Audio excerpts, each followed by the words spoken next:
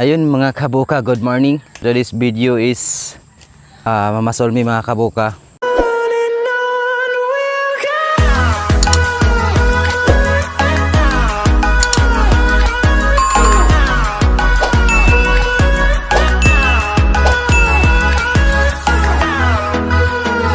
Ayun mga kabuka, gusto ko lang i-share sa inyo buhay namin dito sa probinsya. Ano yung buhay namin dito na mga taga probinsya. Once nga wala kaming ulam, dito kami naghuhuli ng pang-ulam mga kabuka. Ayan, tong ilog na to. Ganito yung buhay namin dito mga kabuka. Wala kaming ulam, kami nanguhuli.